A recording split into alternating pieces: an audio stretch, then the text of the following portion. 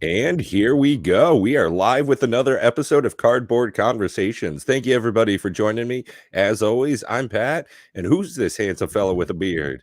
Matt, here it Oh, is. goodness gracious. And we I got was Time gonna. Caps already here in the chat. Hey, glad to have you here. Hey. Nice. Yeah, No kicking Bob back, today. having a brew. He's at a party. I was supposed to go to the party, but I can't leave Pat alone. I That's my wish more excuse. women shared that sentiment. No, I'm glad that we got to hang out. I'm also glad that Bob was able to, go and enjoy the holiday season. Halloween is just around the corner. So glad he's able to get his spooky on. Yeah. Speaking of, I'm actually flying out to visit my two fellow podcasters. So I'll be there for Halloween. Let us know in the Who's that? comment section below if you've got any spooky Halloween ideas, huh? Yeah, actually, I was gonna make a video and post that on the channel, and asking if there's anything that people want us to do while we're in person, all three of us. Besides sorcery, that's already on the checklist. Yeah, I did a box opening of the starter decks. Oh, cool. I have that video that's gonna come out in the next couple days. I've also got 2 deck techs that I did last night. So I was a little productive. That was nice. Me, I've been cleaning up a bunch around the house, so haven't been making nearly as much content as I should be, but productivity, I'm glad I've been doing that. It happens. Yeah, sometimes you get into it and it's gotta say my bathroom looks so much better, you know. Yeah, in general, it's been a spring cleaning. A lot of things have been changing, not just in my personal life, but in Commander as well. There's a lot going on there, Matt. You want to dive right in, shall we? Sure. Yeah, I don't know any of these people besides like 1 or 2. Well, actually, two for sure. There's Olivia and then Josh. But basically, they finally announced the entire panel for. I don't know if it's the entire panel. I think it is. But I for the believe so. Commander panel, I'm surprised Olivia accepted it. To be honest, like all the hate she got was like pretty crazy. I think that kind of shows, her dedication to this. Yeah, it's cool. I'm So it glad. starts off, hello everybody, Gavin Vierhay, and a little bit of a bloviation here at the beginning. There's a lot of words for not a whole lot out of it, but they're saying that, thank you everybody for your patience here. He's got a little bit of his backstory and starts right into it about 4 paragraphs in, saying they're excited to announce the Commander format panel. They've hinted at this a couple of weeks ago, and well, here it is. As they mentioned before, they want to keep the community front and center. So they want to assemble a group of the community to manage Commander, the Commander Format Panel, CFP. So it's inspired by the Pauper Format Panel. If we're not familiar with it, that was a group announced at the beginning of 22 with a bunch of individuals from around the world that work together to monitor the health of Pauper, suggesting changes and discussing things like ban updates. Wizards felt that worked out very well, so they're trying to mimic the same thing for Commander. Now, while there are a lot of similarities, there are a lot of differences too. For example, unlike Pauper, Commander already has several community groups that ran it, the Commander Rules Community and the Commander Advisory Group as well. These groups worked hard to maintain the vision and spirit of Commander, and it's been important to Wizards of the Coast and Gavin Vierhay that they continue as a through line, especially during this transition. So, in creating this group, the first thing Wizards wanted to do was offer positions to everybody who was on the CRC and the CAG. Now, I got to say, I like that. This is a great underrated little paragraph right here, Matt. Well, I mean, it makes sense. They're people that were already doing it. It makes sense to kind of throw everybody a bone. That if you are interested, like Josh Clay, for instance, he's one of the people that left the CAG immediately. Like after all the shit went down, he was like, "I'm out," Yeah. and then then he's back. He's back in. Like, I don't know, like. Yeah, I think, and we'll get to that here in just a bit. But on top of those groups, Wizards wanted to add in some new eyes as well. Magic being a diverse and global game, Commander in a special. Players play for many different reasons. Wizards wanted to bring in players from other places in the world who have a different preferred level of Commander play. That way, the feedback would come from more regions and different play spectrums. From players who prefer extremely casual decks to CEDH. It's a large group. For 1 year on the Commander format panel, we have 17 members for year 1. So it looks as though this could be evolving as we go forward. I think they said that it's basically every year there's going to be a renewal. Everybody has a chance to renew, but they are going to be trimming people as the years go by because there's going to be less and less work needed, which makes sense.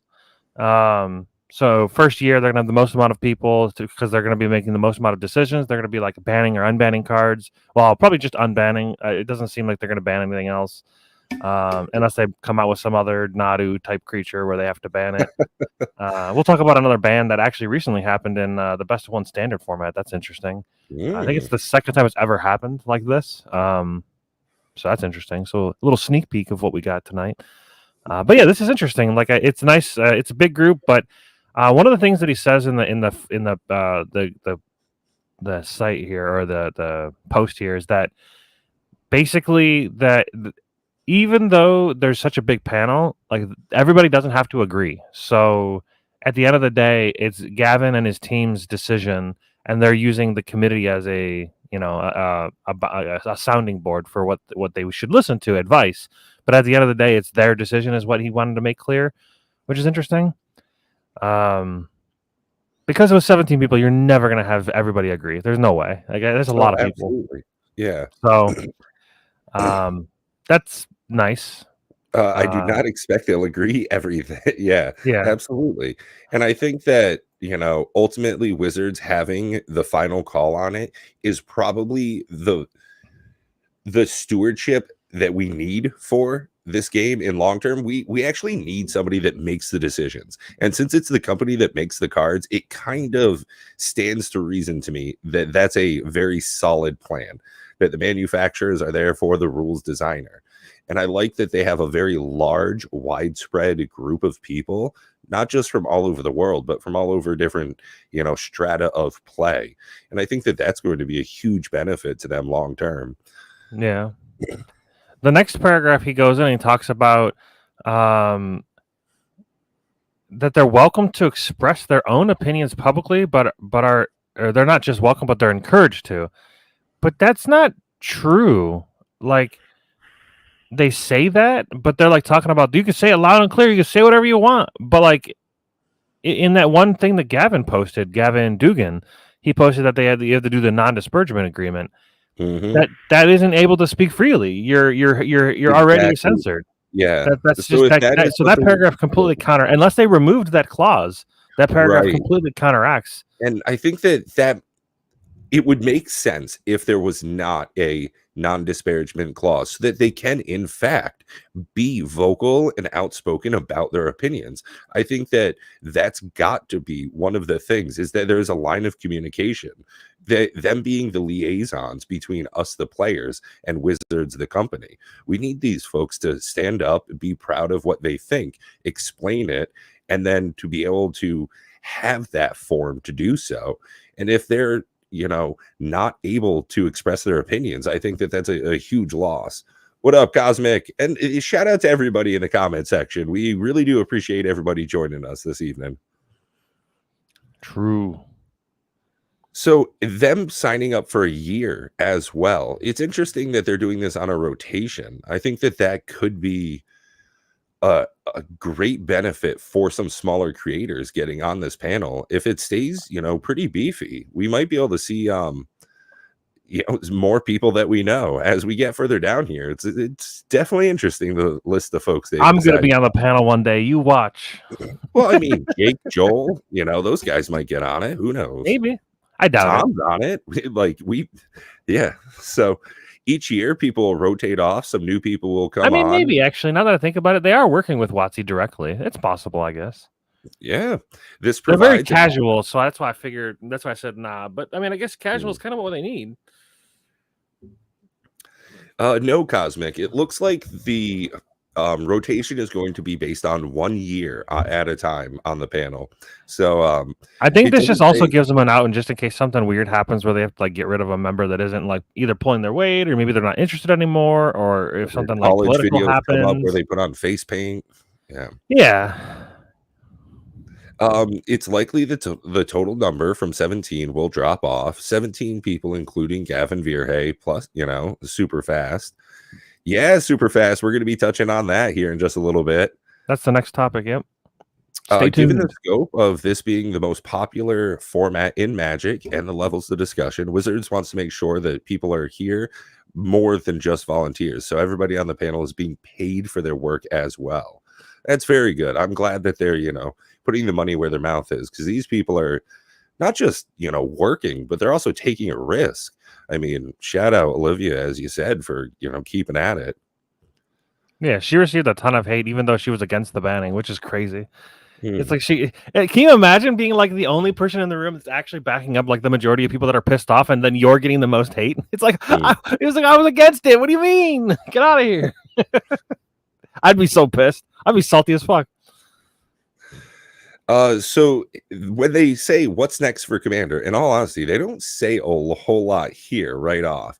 Well, they talk about the bracket system where they were talking about that they were going to have it in for beta testing for Vegas for MagicCon, but then they were like, well, because we want the committee to be able to make their opinion on the bracket system, it's not ready. We could rush something out for Vegas, but they decided not to. Basically, and I think that of all that. As a big fan of video games, I love playing early access stuff like that. Day one releases, huge fan. I remember going to midnight launches for some stuff.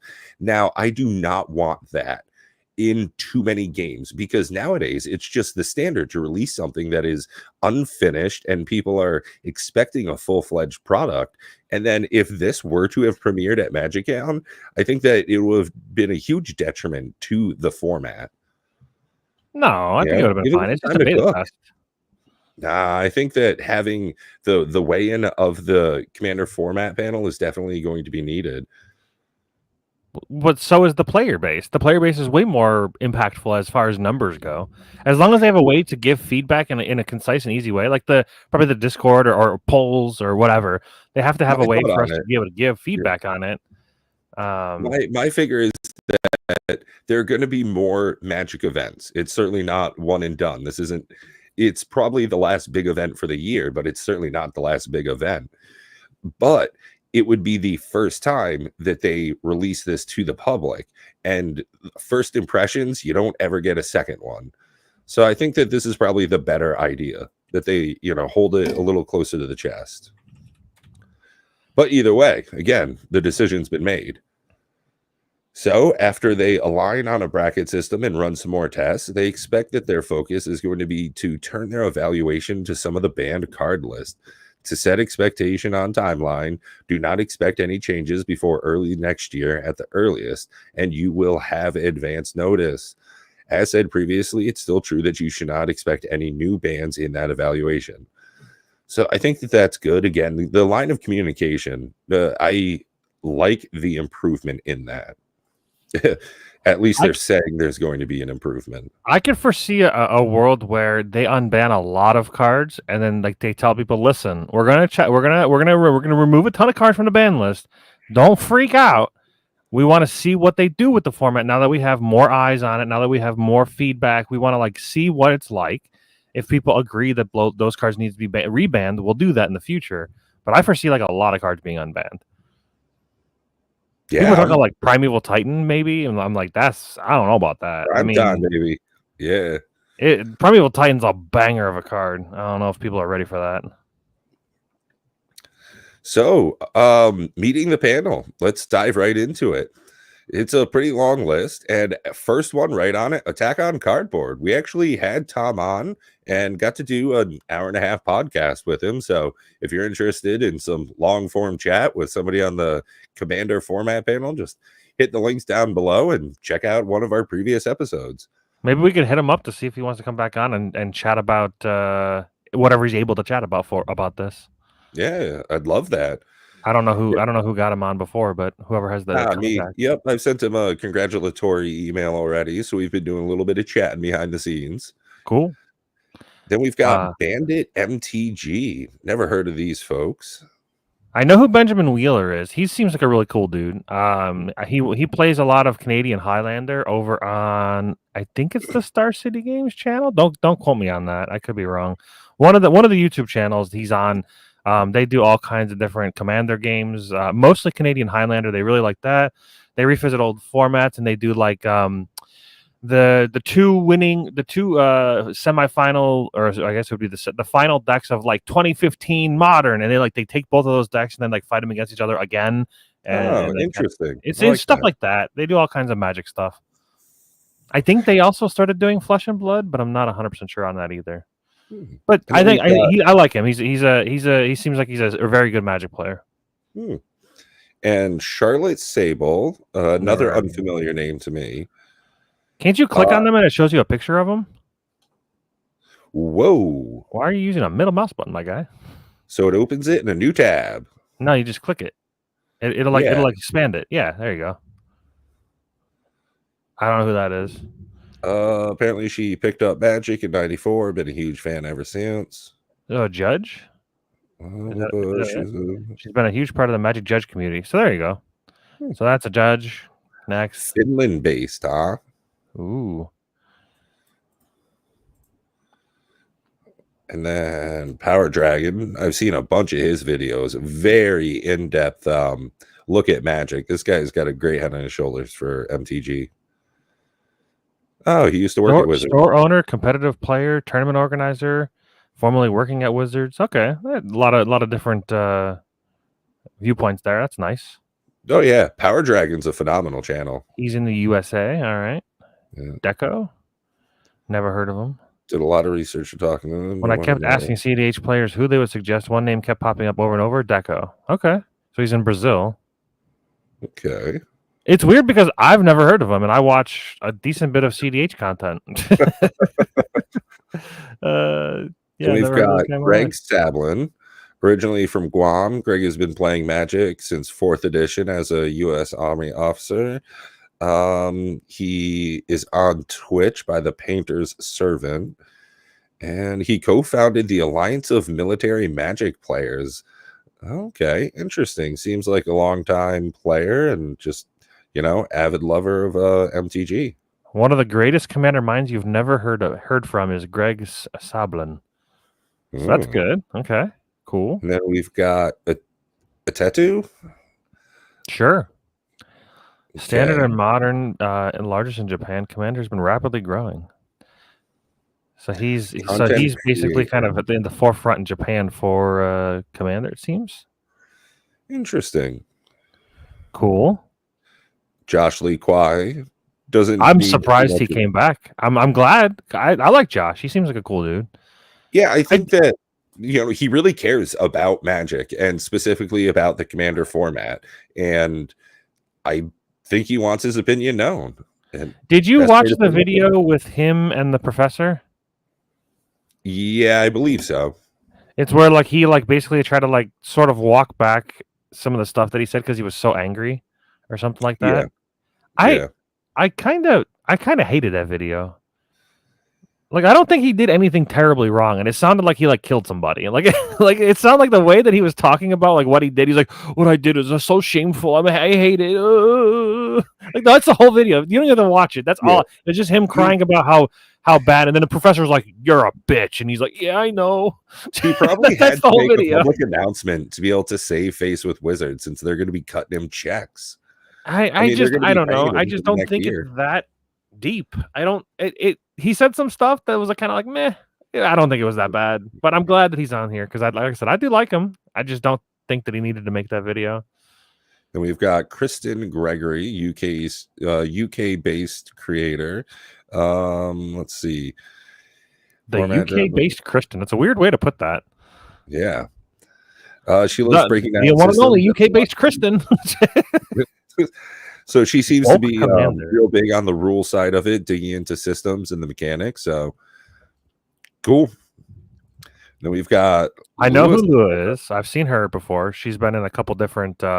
She was actually in Play to Win, one of their CDH games.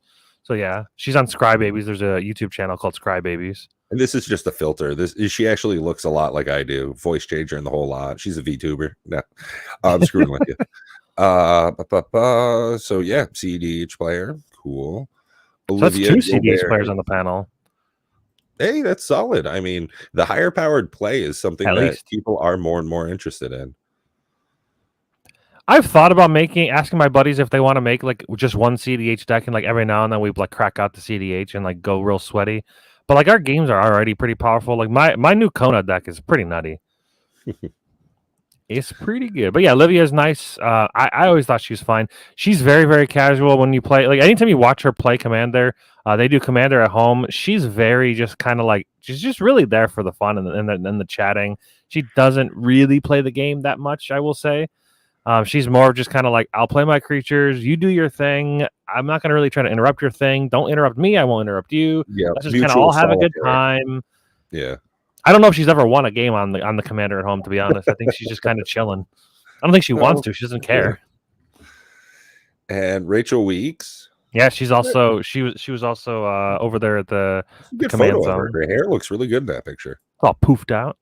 But yeah, she's very, very smart. It seems like she knows the game pretty well. Anybody ever says lasagna tier? That's just not really a thing. Get out of here with that. I don't even know what the fuck that means. Janky deck built with sort of janky story in mind. Fun and story in mind. I've never heard of that in my life. Yeah, I do think that she is a very seasoned Magic the Gathering player. So as much as I want to disregard this sentence, I cannot disregard her aptitude for the game. And she is definitely outspoken. You know, I think we've seen her around a number of times, and she's got a great ability to converse about the game. And I think that having her on the Commander format panel is a great addition for sure. Was she on the panel before? I think she was on the CAG. I don't know. It was a very odd conglomeration of rules making decisions, like the different panels that they had. I am pleased. So she wasn't on the big panel. She was on the advisory group. That makes sense. Okay, yeah. Then we've got Rebel Lily. Don't know who this is. Rebel CDH again. 3 CDH. They're taking over. They're taking over our jobs. Well, I guess she seems to be into a number of different casual things. CDH. You can't. What the fuck? That doesn't. Oh, never mind. It's okay. Casual I see. I thought they were trying to say that they're like whether it's from casual CDH. I'm like, that's the complete opposite of what CDH is. You can't have casual CDH. Oh, looks like she's a New Yorker. So we're gonna have some people cussing at the camera. We need more of that. Well, I don't think they're going to be on camera. I mean, I guess they might. I doubt it. And we've got Scott Larrabee. Scott has been an instrumental member of making Commander what it is today. Not only was he one of the first wizards to discover Commander in 2005 when it was being played after hours by judges, blah, blah, blah, blah, blah, blah. Do they call themselves wizards at Wizard of the Coast? I guess that makes sense, but like, do they actually do that? Do they call their own employees wizards? Bruh, I work with a consulting firm, and they have like their dumbest names for themselves as well. This is definitely a thing companies do. It's BS. I've never seen that in any of their articles. One of the first wizards to discuss. I mean, it makes sense. They're wizards of the coast, but I've never seen it, I guess. Primarily he works in Seattle working on professional events. He's moonlighting as a Magic designer and done several pieces on different design teams. So, yeah, interesting. Then we're following it up with a Tim Willoughby. Oh, who this is. Creative deck building shenanigans. He fondly remembers sitting there with him in London, playing some games, having fun. Yeah, honestly, it just seems like another name. Same here. He was on the Commander Rules Committee. This guy looks familiar. I think he's done judging. Yeah, so he's a judge. Okay, I've seen him in tournaments. He's on Pro Tour. I've seen him in YouTube videos. It looks like he's tucked his hands into the other sleeve. You know what I mean? Is this just like the weirdest person you can tell from a photo? Like, yeah, who takes their picture like that? I mean, it could just be the angles, but it does kind of just look like he. No, but where's his other hand then? Like, there's no flesh. This is just like this is all shirt. This looks AI generated, like it doesn't understand. Like Bro, this is an odd amount of buttons. Like, That's what I'm saying. It looks AI generated. It looks fake. oh, bro, This guy's not real. AI is taking over. I cannot look at it anymore. We're going down the rabbit hole. That's it. Cool. So yeah, big changes. We got a whole lot of people heading it now, and I think that all we can do at this point is kind of wait for more information as it comes out. Do you think anything will change from this? Yes. We think that it will change. Hope that it will change as well. Are you buying any of the banned cards in speculation that they'll be unbanned? Nah, son, I'm going to spend way too much money on those Marvel fucking secret layers. I am putting way too much money into that because if I can get them, that's going to be the biggest thing. And all I think they'll be widely available. Those pixel ones are still up. Yeah, but those are way less like sought after. That is. I heard. Well, I guess Marvel's definitely a bigger thing. Oh hell yeah! Especially with them being like every secret layer includes a mechanically unique card. So I think that that's going to be a huge selling point, along with some of those reprints being bangers. Ever since Festival of Vox, I've just been salty that it's just going to be widely available for everyone. Actually, we don't have it on the docket today, but since we're talking about secret layers, one of the things that was announced in the quarterly report was they, for the first time ever, they I forgot who they were. Damn it, I should have brought this up. They were interviewing one of the guys that was reporting, and they were asking him about secret layers, about like how they basically how much they actually print for the secret layers, and he said somewhere in the millions of secret layers. So like low millions to 2 millions or a couple millions is what basically he said, which is very interesting. I had read an article similar to like what you're talking about, but I thought it was the amount of money that they got off of it was in the millions. Oh, here I found it. So it's Cox. So Hasbro, Chris Cox revealed a number of details about the Wizard of the Coast brands in the quarterly conference call as Hasbro reported a solid quarter that continued its turnaround. In response to a question by an analyst, Cox described the sales volume. So this isn't. I don't think this is dollars. I think this is volume of actual secret layers. Because it's described the sales volume of the Magic the Gathering secret layer drops as low millions to low single-digit millions. The answer to the long-standing question as to just how big the drops were, I think that one of our most successful secret layer drops ever would have been like 7 million or 8 million. Oh, it does say dollar. So maybe it is dollar drops for millions. Okay. I guess it's significantly less. If it was like 1 million drops, that'd be like way more money because then it's like $30 times a million or $40 times a million. At 7 million, $30 a piece. You know, we're calling them the $29.99s. That's 233,333 repeating. So let's just round it up, 250,000. Okay. So it's about a fourth of, you know. That's still a lot of these. It is, but it also isn't. Like if you think about it, then there's 250,000 of some unique cards, and even less than that. Well, there's a reason why they go up over time because the supply and demand. You know that more and more people come. I don't know. There's a SpongeBob secret layer coming up. How many people really want fucking SpongeBob? That's weird. I hate that I'm gonna buy it just so I can give my dad. He calls me Patrick Star. Like and he knows I hate it. Like that's why I don't like live near my family. They're all dicks. But I'm gonna specifically get that just so I can be like, hey, Dad, here you go. Look at that. It's something you know. You're gonna put that up on your wall, and you're gonna think of me every time you see that dumb card.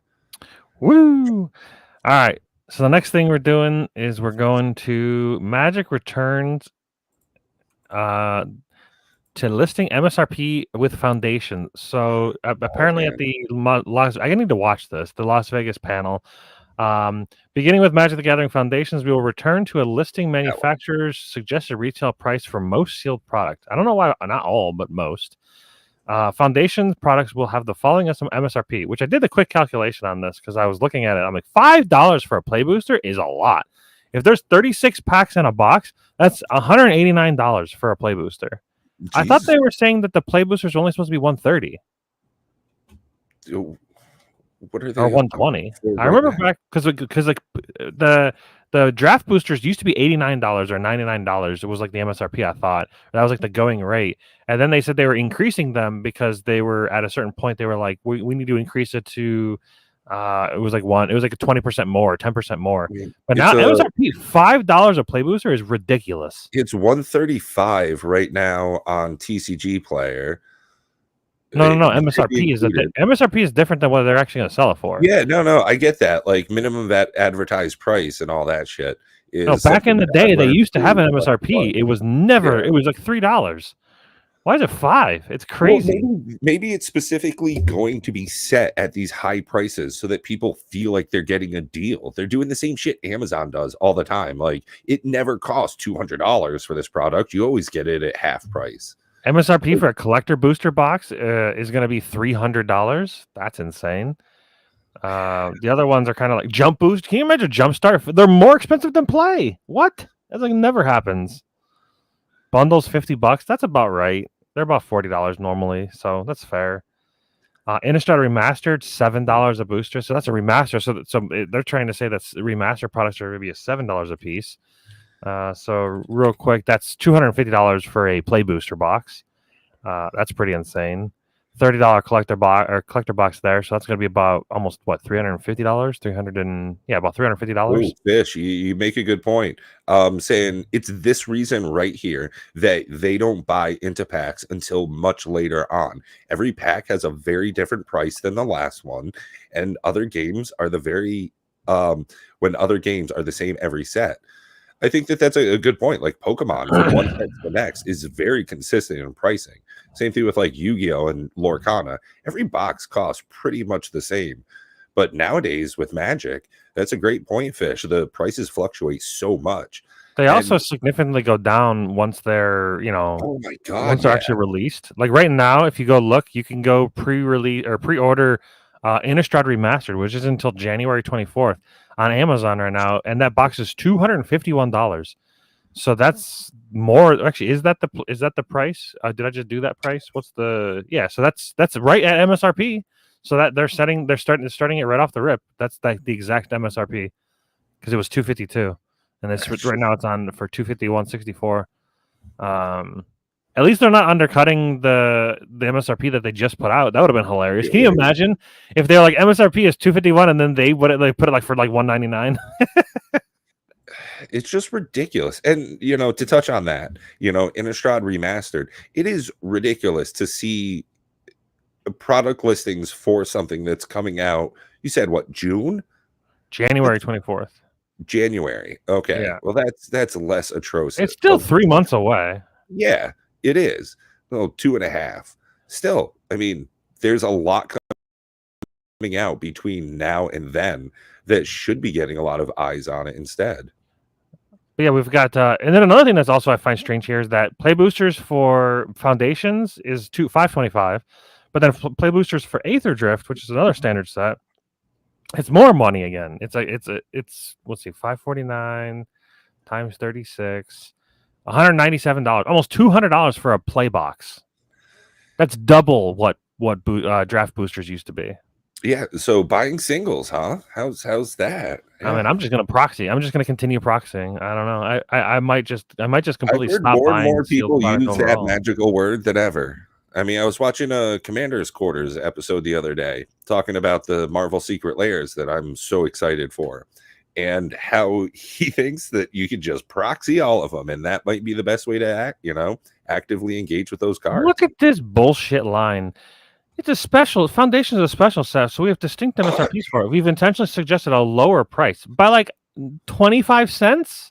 You think that the 25 cents is really gonna help the players jump right in? This should be like $3. What do you mean? What is this garbage? It is not an enticing. Help it make a better ramp on for players. Aether Drift and other Magic IPs will have the same MSRP that we would have for listed for Boomburrow and Dustmorn. But like this is so much higher. This MSRP is crazy. Let us know in the comment section, what is the right price for a play box? This is just, I mean, I am happy to see a little bit more transparency. Again, I think the communication between the company and us, the consumers, we got to have more of that. That's the number one thing I want more of. But this is just dumb. Like what they're saying is stupid. And if we get more of this, I'm just going to be angrier. So maybe it's not what I want, Matt. Well, stores have always been able to set their. This is the why the change. Over the years, they've heard Yeah. feedback that the retailers want MSRP. That makes sense. There should be an MSRP because right now it's kind of like we just kind of price it however we want, which is probably still going to happen, by the way. MSRP is the number between Amazon and TCG player. Like that. That's what it. I what I've wonder if always the MSRP is going to make the price go up for the vendors. Because like right Oh, now, there's no fucking way look they're at the player paying value. $150 for a play booster. Because I mean, they have to make money. So if the MSRP is almost $200 for these sets, that means that they're gonna have to buy it for like 140, 150. There's no way that's gonna happen. When you were sharing those pricing guides from your distro fella, it was not enticing to be a Magic card shop owner. Like, I'd rather play TCG card shop simulator than own a fucking store. Like, realistically, this is just very low margins. Yeah, the margins are it's terrible. tight. You I have mean, to be at MSRP to make like good money for you to be able to like live. you have to sell it at that and get it for way lower. I mean, Half. realistically, Magic store owners, your local shop is probably making like $25 off of selling a sealed Magic the Gathering box, which they are not selling a lot of. I mean, I cannot imagine they're flying off the shelves. And even if they're selling 2 cases a day, okay, cool. That's like $300. That's just nothing. $300 for owning a store per day. Like, that's just minuscule. Yeah, there's so many fees that you have to pay for all kinds of different stuff. You know, obviously. Well, and then you also get like suckered and into having to buy other product lines that you're not interested in, because that's how your distributor is like offloading sour goods. Let's see here. While stores have always been able to set their own pricing and will continue to do so, the proliferation of the online market meant that the market price was anchored arbitrarily in many people's minds by whoever listed their prices first.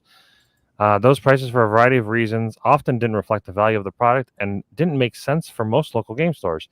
This is true. Like, if you look online and you compare it to your local game store, it is difficult to like justify buying something at your LGS. Yeah, 100%. Because I'm just like, every time I look, I'm just like, all right, you've got it in your store for 150, but I can get it for 120. Why the fuck? Because you're gonna charge me tax too.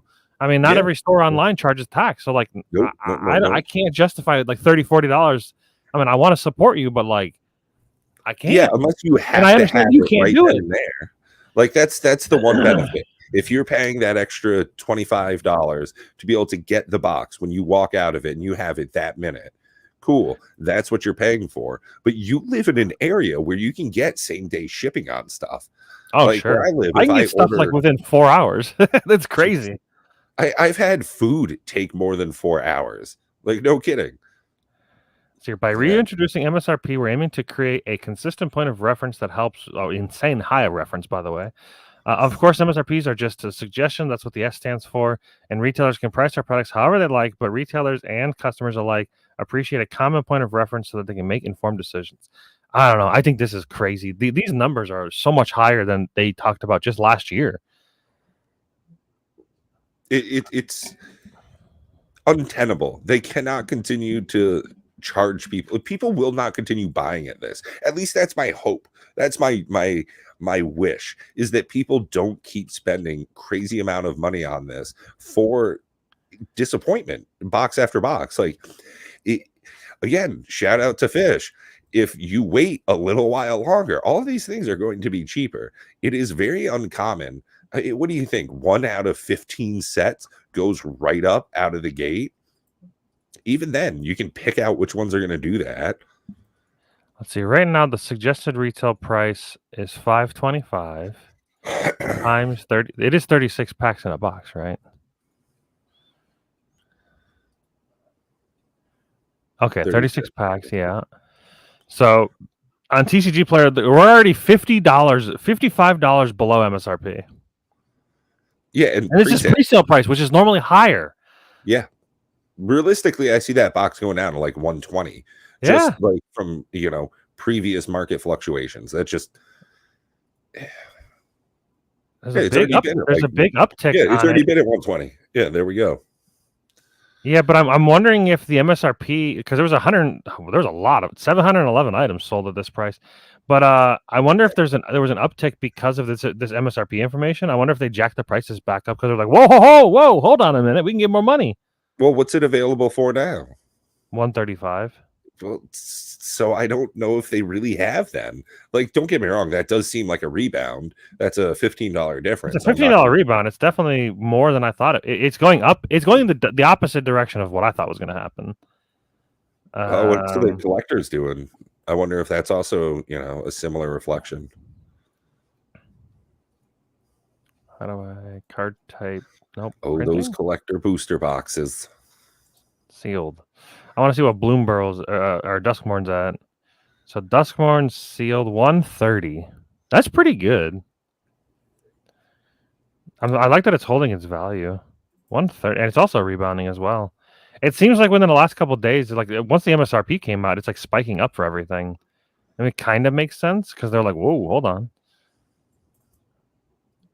So do you feel that this is a good thing or a bad thing that they've released an MSRP 124 at what seems to be, notably higher than a little bit of a price tick over the last couple of days?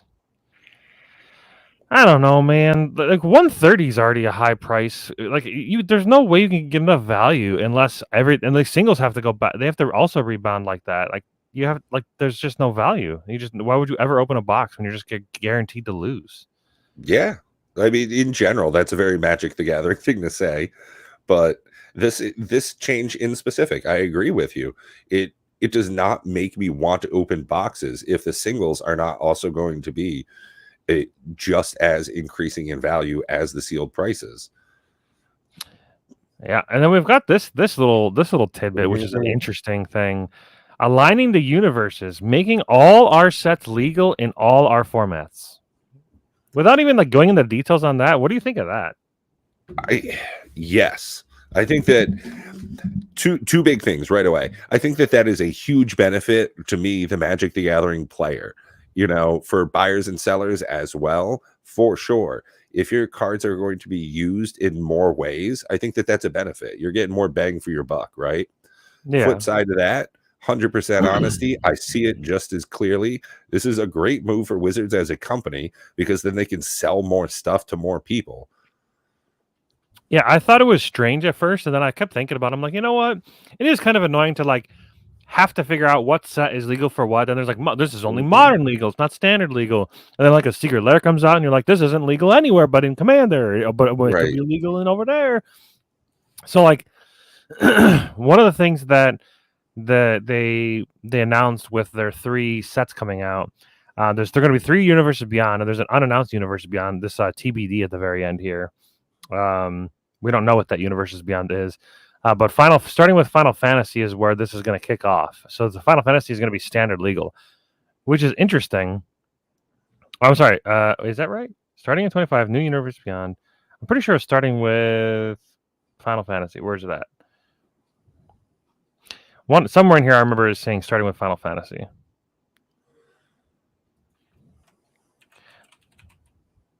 They don't say Final Fantasy a single time in the article. I don't know. Maybe I made that up.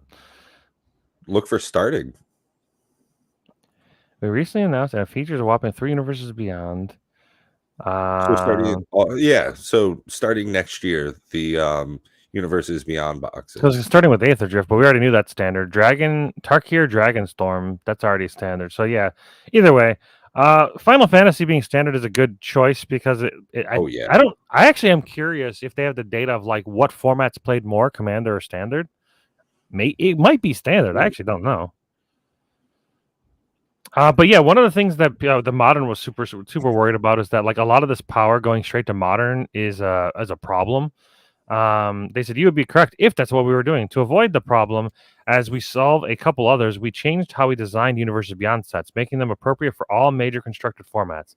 I don't know how they do this without saying the cards are going to be weaker, but they haven't been. The cards that they've announced have been crazy. Some of the cards, for instance, Wolverine. I was shitting on Wolverine. I watched a guy talk about cards that are good for Wolverine. Actually, Wolverine's going to be a monster. There's a couple you could just use fight cards and just have cards fight him, and then you regenerate. And then there's cards that fight a monster, but then all the damage that would overflow gets doubled, so it gets weird. So it's very interesting. Later, Time Castle. Enjoy your dinner. Peace. So yeah, there's going to be a lot of power coming into Modern, I think. So starting in 2025, Universes Beyond boosters will be legal in all constructed formats, just like what you would consider normal Magic the Gathering sets. This makes it like easy to just know that everything's available. So yeah, newer players that come into Magic, they can properly path into smaller formats where decks they have chance to be competitive. Veteran players should appreciate the reduction in straight to modern sets that have created more churn in the format than the typical sets do. Our design team gets to do what they do best, and we have decades of reps making sets for this default use case. Do they? And I think one of the interesting things is this is not going to be retroactive. Things that were not previously format legal are not changing because of this. It's just a going forward change to how they release products. Well, the Commander format does a good job of providing a soft landing spot for those soft landing. Do you think that a lot of people just come in, play Commander like a couple times, and then leave? Because a soft landing spot to me sounds like they bounce back and they don't play Commander for the rest of their lives. I don't know. I would say honestly that people probably come to Magic playing Commander as their first.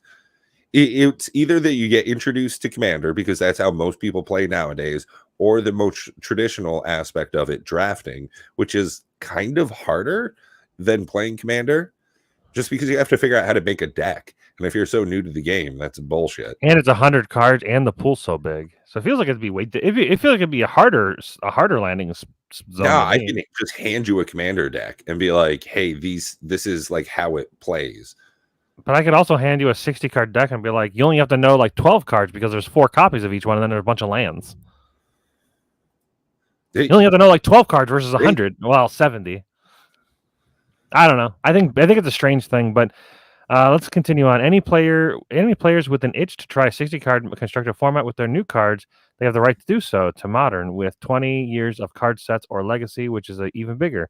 Standard and to a slightly less degree Pioneer are much more friendly formats. I don't know about that. We'll talk about that in a minute.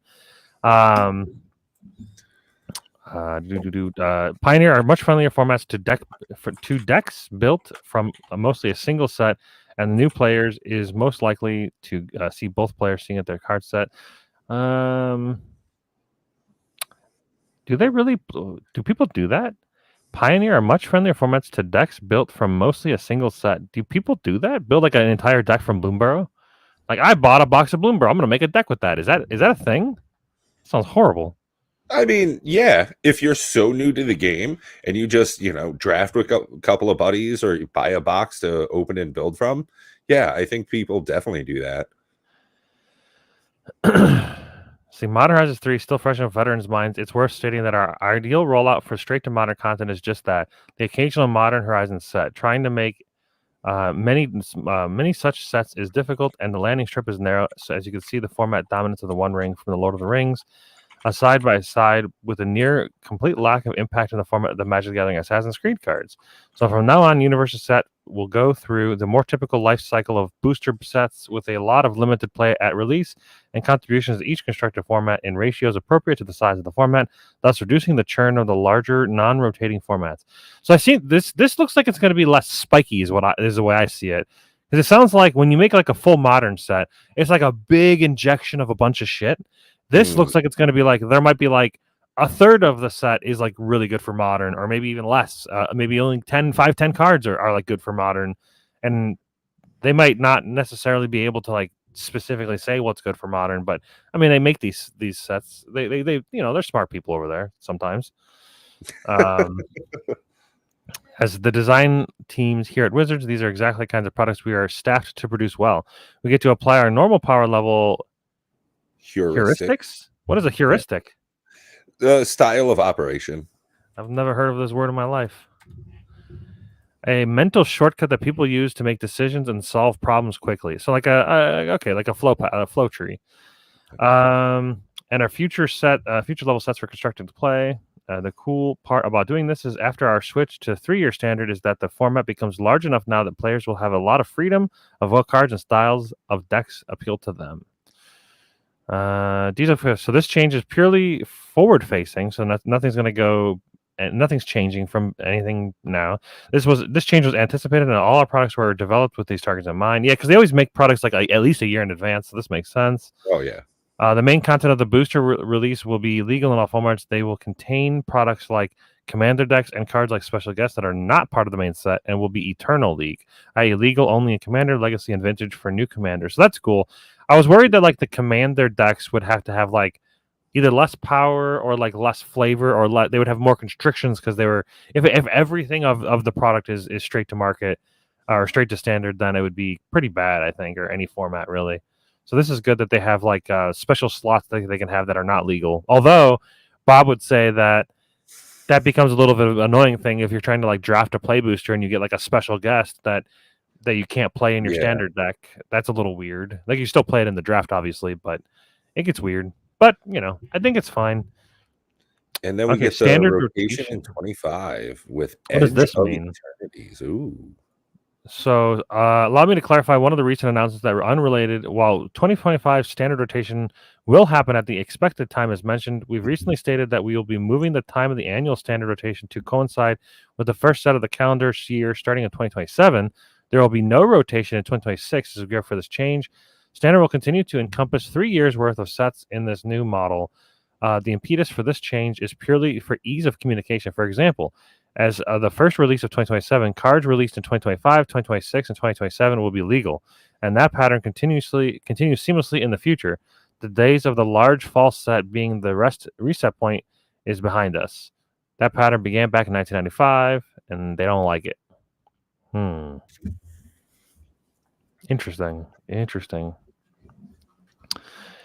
Any final thoughts? Like I said, I think you're right. I think overall it's fine. Yeah. But we were talking about bannings recently. Well, we mentioned it. The standard format. Oh, that's what it was. It was the health of the standard format. So I have seen this firsthand. I should say secondhand because I watched a video of it. So it's secondhand. I didn't play it. So they recently did a emergency banning, which is like fairly uncommon, and specifically the way they did it, I guess I should say. So for arena only, Leyline of Resonance has been banned in best of one.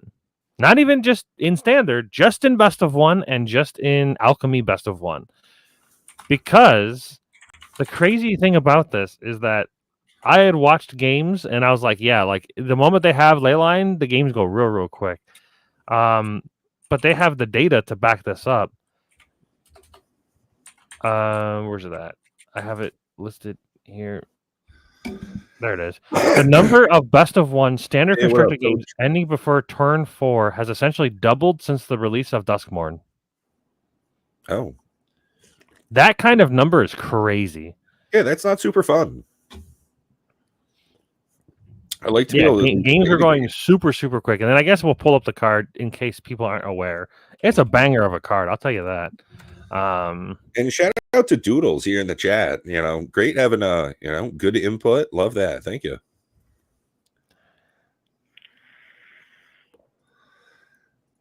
So Leyline of Resonance, 4 mana. If it starts in your opening hand, it's just on the battlefield. You start the game with it.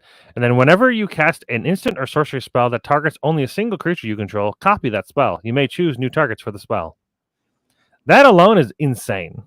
I don't know why they thought this was a good idea for mono red. Like what crack cocaine were they on where they thought that doubling all of the pump spells that were already a problem, where did they think this was a good idea?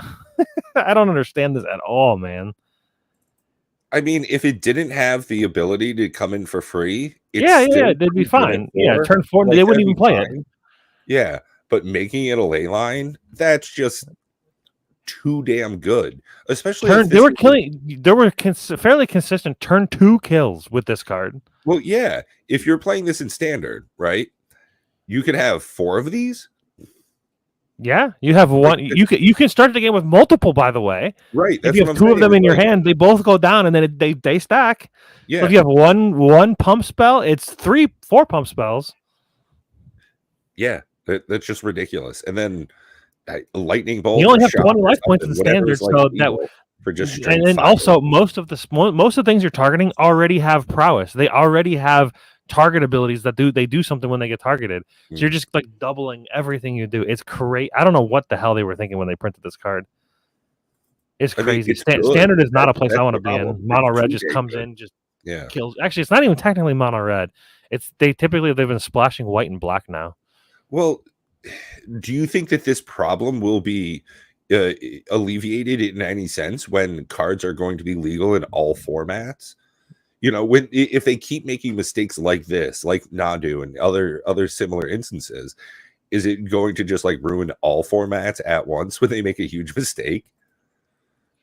Wow, this card was pre-ordered at a really high price. I don't think this would change anything. This is just a standard mistake. Like in Commander, this card's still good. I think you still play this in Commander. Yeah. There's a couple decks that like worry about targeting single creatures. There's even a Commander that like does this basically. I think. Well, is it Rod of Ivy Draga? Gleeful Spell Thief, but that's Simic. No, there's a red green creature that like whenever you target whenever you target the commander, it targets all of your stuff. So this would just be a nice little inclusion. Ah, Coach, great advice there. Important not to try and keep. It's important to try and keep MTG a hobby and not make it more of a habit. I think that's a great point. Same thing with Doodles here. One of the reasons that they kind of lowered their Magic the Gathering intake, kept having too much month at the end of their money. I fucking love that saying. Coaches, real quick. You know, one of the big reasons we love proxying. You know, Coaches, were you the person that challenged me to make a monocolored deck? I can't remember what viewer it was. I thought it was Coaches. Were you the one that asked if I ever made monocolored commander decks? I think it's been a while since I don't know if I've actually made a monocolored deck either. I made 2 recently, and they were like, they're both fucking insane. They're both bangers. The one deck can win without even attacking fairly quickly. You don't even need to attack. Who needs to attack? It's not even mono red. It's black. It just drains your life total. Okay, there we go. Yeah, it's great. Who needs to attack? You just play your Bloodletter of Aclazotz and play Grey Merchant of Asphodel, gain 60 life. They drain the whole table of 10 or 20. I mean, freaking Gary. For 5 mana, deal 60 damage. And I mean, we love fast and fun Magic, so I mean, it just speaks to it.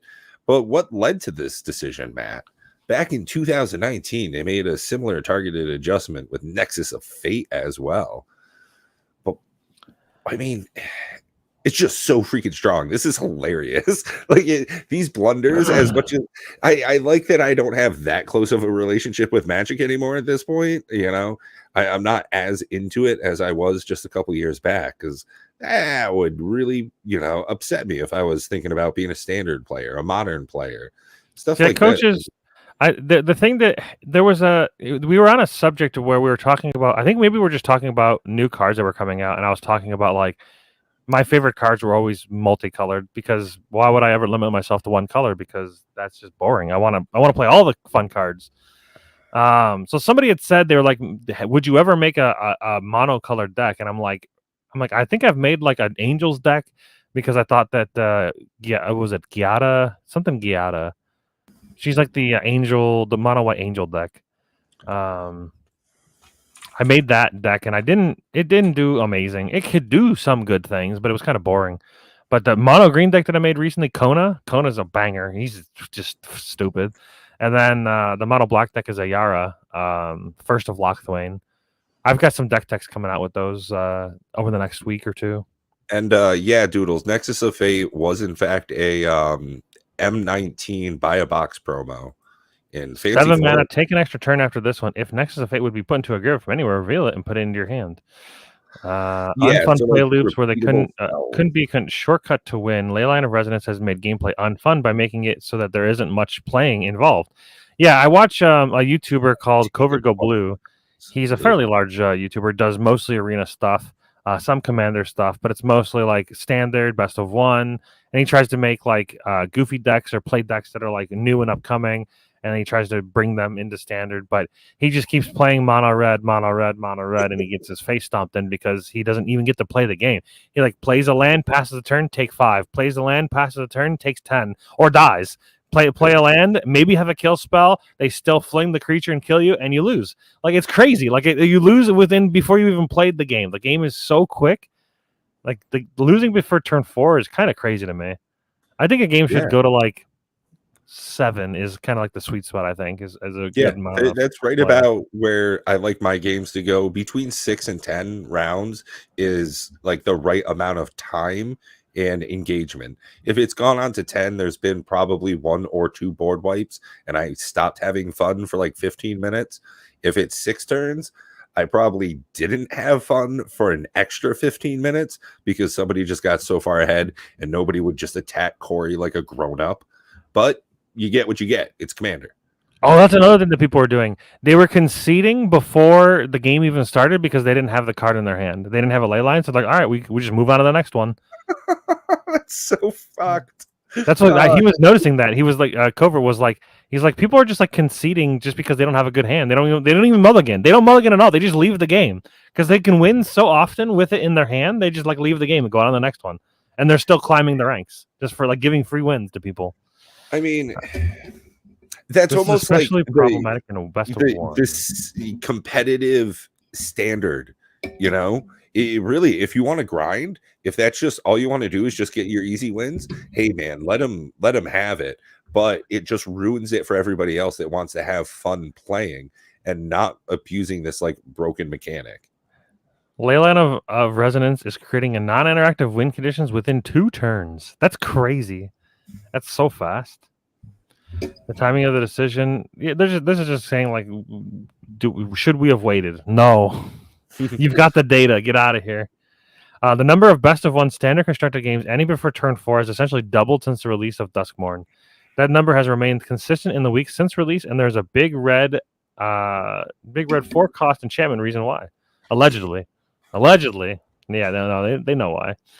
With the updated banned and restricted announcement cadence, we didn't feel comfortable waiting until December. Yeah, this would have been a nightmare format. Like, the best of 1 would have been in shambles and on fire for way too long. They definitely needed to make it an emergency ban.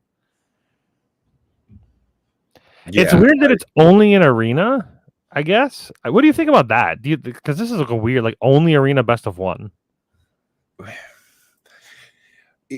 It is super odd to me that, well, no, it's easy for them to change this if they just, as you put in a ticket, you develop an SQR, and boom, you get a change. Developer's going to do that in less than a week.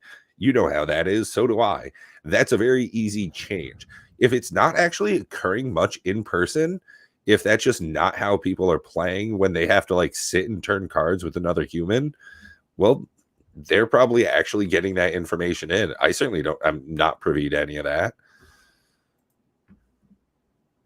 It's weird that it says the banning is not based on the general power level or the overall health of the format. Far from it. That's bullshit. It's literally the definition of power creep.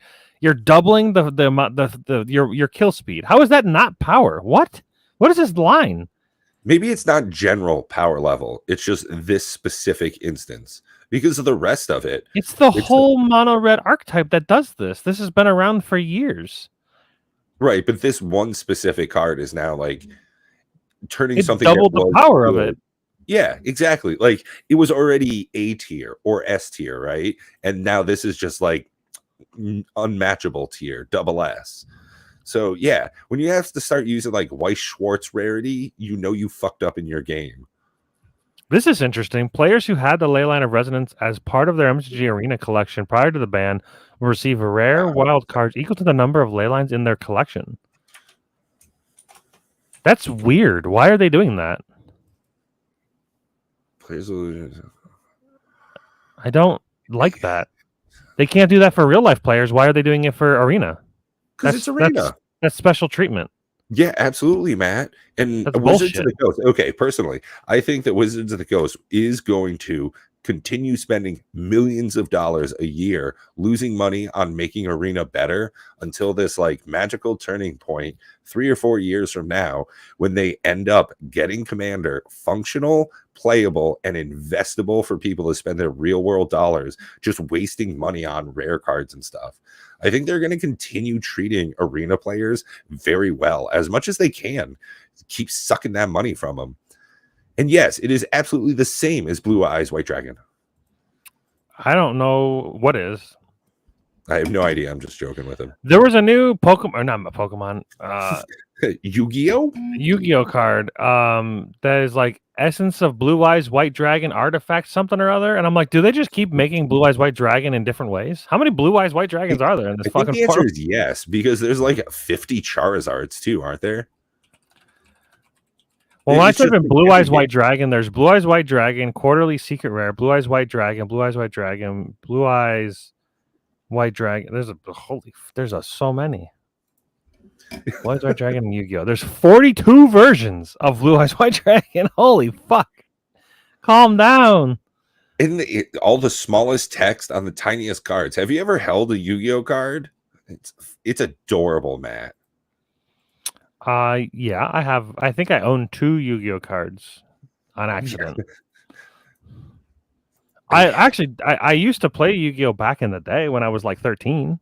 No shit. I don't know anybody that actually played Yu-Gi-Oh from my area. Oh, we all played it in my Magic was big, group. ever since I was young.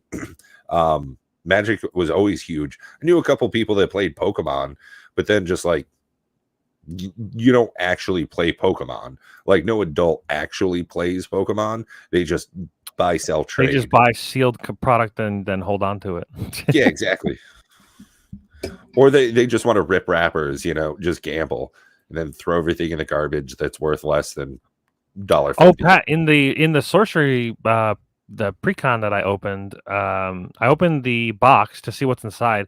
They have these little token cards that are like the size of your thumb for some reason. They're like little mini cards. Just big enough to put a die on. I think they're designed to like, I don't know. I haven't, we don't, without knowing the game, it's hard to like tell, but they're token cards of some sort. But for size comparison, this is a real card, and this is the little cards. Oh, you're so small. How do you sleeve this? I assume that there are like special sleeves for those tiny ones. But these are like I said, like the size of my thumb. Yeah. It's like not much larger than that. Itty bitty trading card. Like an inch and a half, maybe? Yeah, well, putting that in just like a dragon shield sleeve is not really going to work. Foot soldier. Yeah. Also, one thing that I thought was interesting, it's a little like strange. I didn't know that this was the content, but look, there's a booster pack in here. Oh. So I left this. We're going to open this together when we play. Mainly because I feel like we have to play the game in order to know what we're opening, because opening the pack of cards doesn't really make a ton of sense. Right. No, that tracks. Yeah. You won't know. There is I was hoping that there would be this. There is a booklet in here that like tells you like how to play the game. On the back, there's like a quick start guide. There's even like a QR code. There's a QR code. No, I believe you. Yeah. There's a QR code. Scan it. Everybody scan it. Hurry. Learn how to play. No, that's not true. Don't. Maybe do, but probably don't. Spend your money how you want. Oh, I've got more Metazoo news. Oh, Jesus. I was having such a good night, though. This is my Lorcana. I don't know. Please indulge the audience. This one's more trolly than actually. I don't even know if it's considered trolly. I take it back. I care again. So Rudy does his tax loss sale, right? He does these alpha. Guy's such a joke.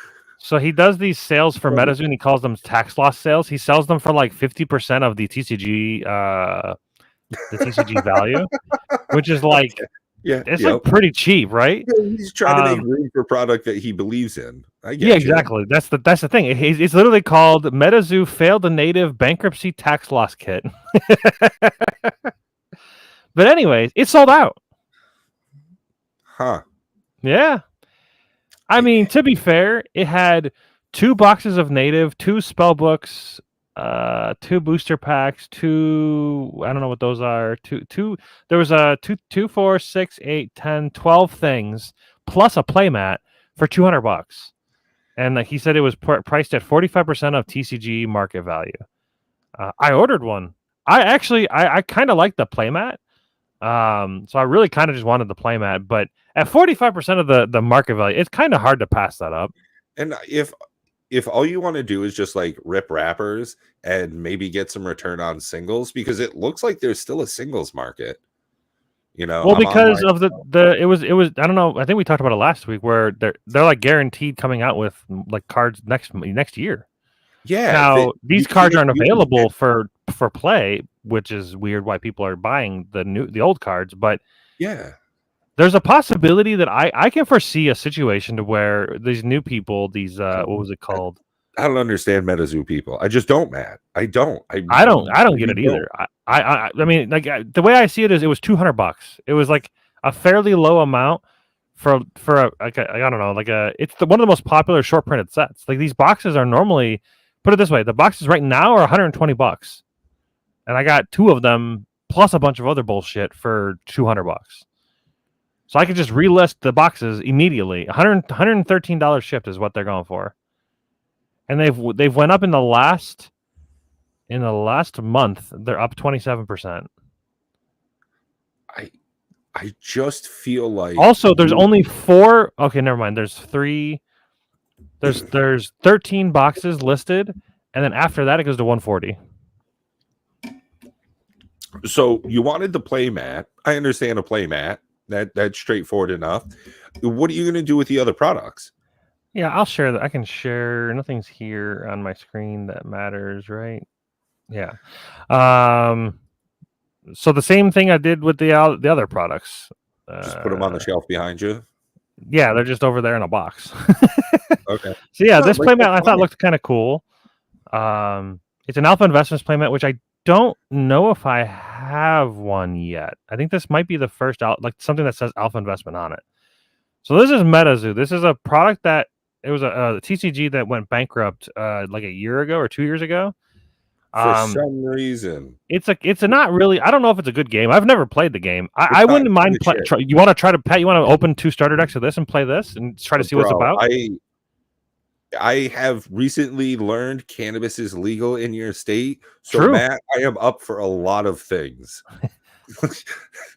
Oh, my dad said that you're welcome to come over for board game night on a Friday. We normally do board games on Friday or cards, and you're Yeah. welcome to come over and smoke some pot with my dad. He's like, yeah, I'll give him some pot.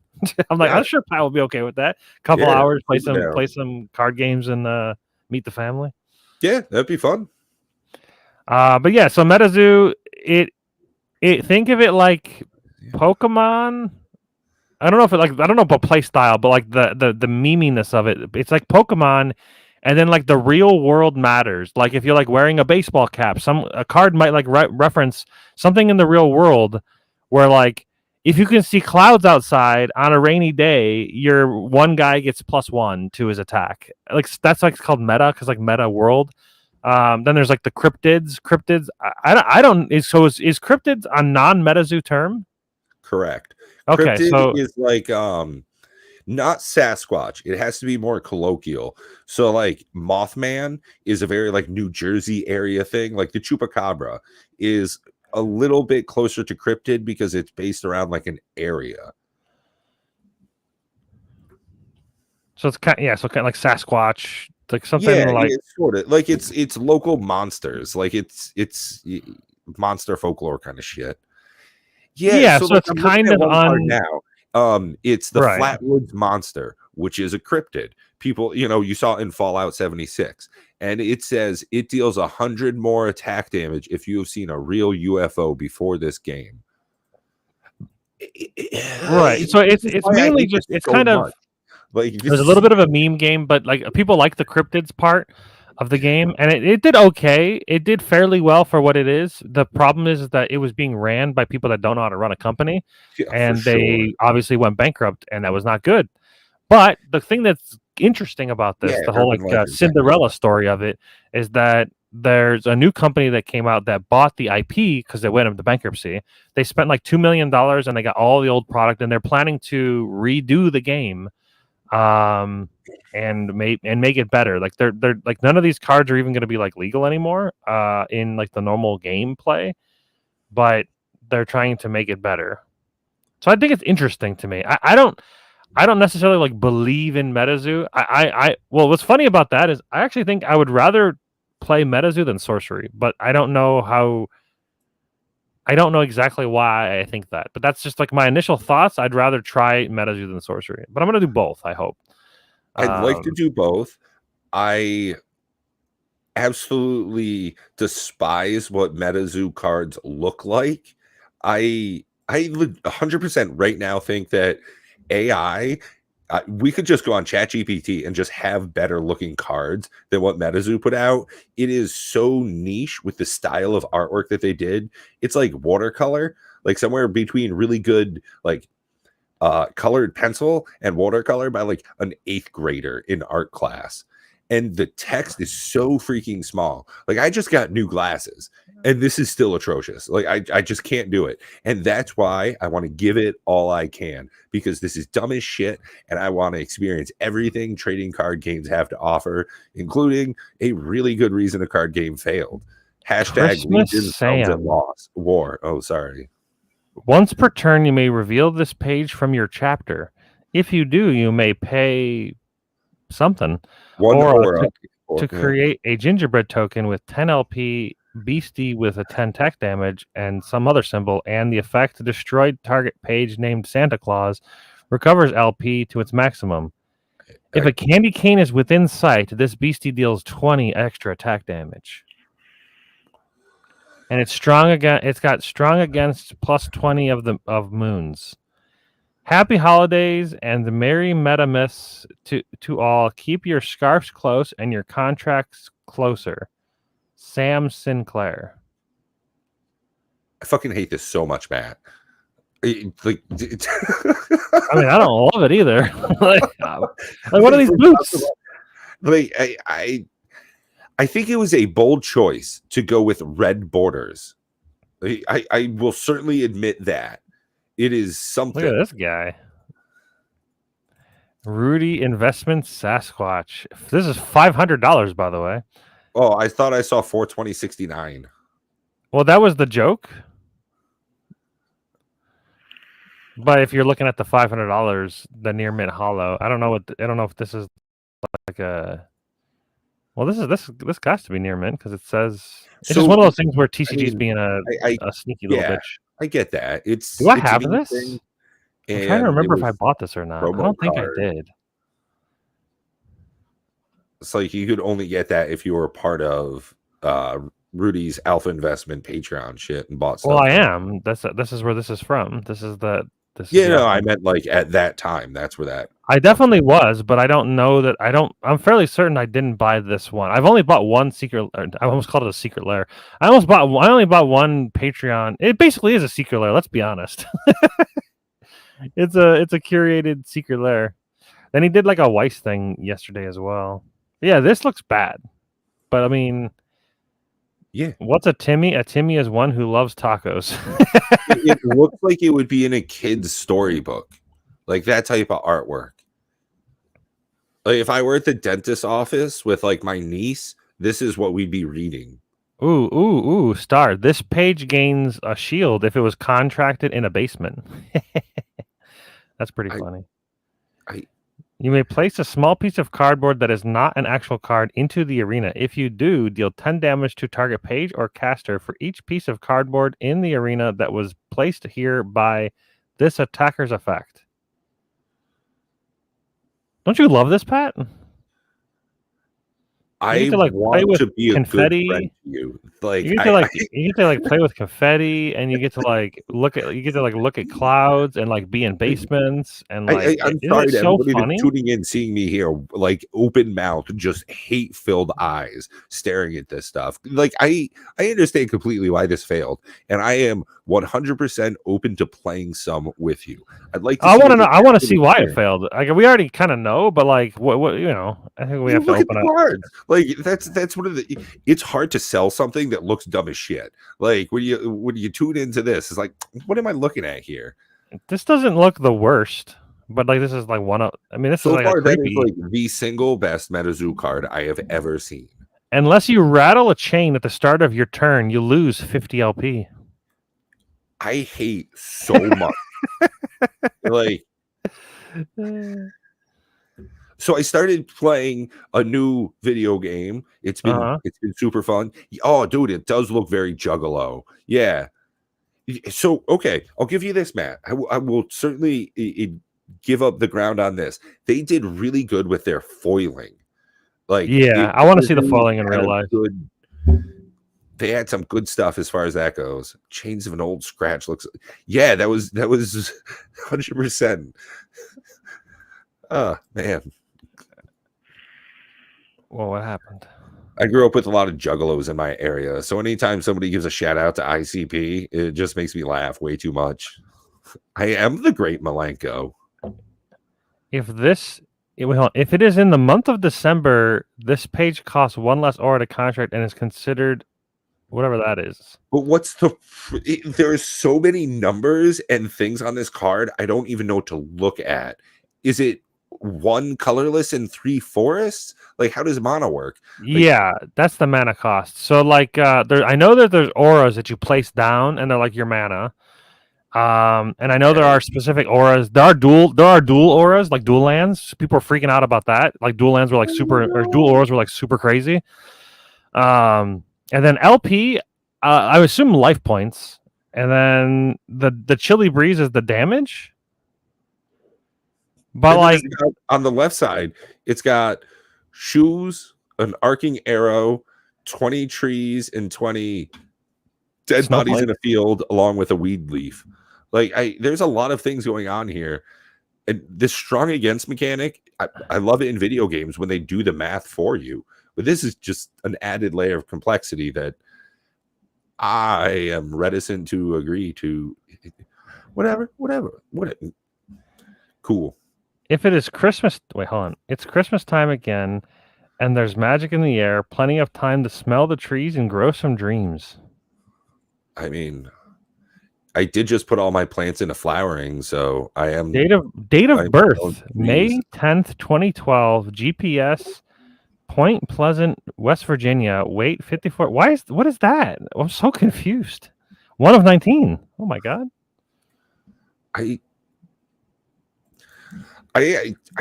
Yes, thank you, Darren. It looks like a mess. Icons at the start of every sentence, not margined. It just looks ridiculous. There are so many detractors. I'm one of them, but the cards Is this themselves. Bulbasaur? I get why this is. I don't understand why Power World's getting sued if this shit comes out. Get the fuck out of here. Oh, it's not. It no longer looks like Bulbasaur anymore. I don't know what this looks like. Flatwoods monster. It looks like a upside down tulip bulb in a dress. Gains 100 damage when there is an active meteor shower within 50 miles of the arena. Okay. How much of a dick do you want to be? Because if you think about like from where we're standing all the way up to where there's a meteor shower, we're not even close. Nowhere are you within 50 miles of a meteor shower unless you're on the ISS.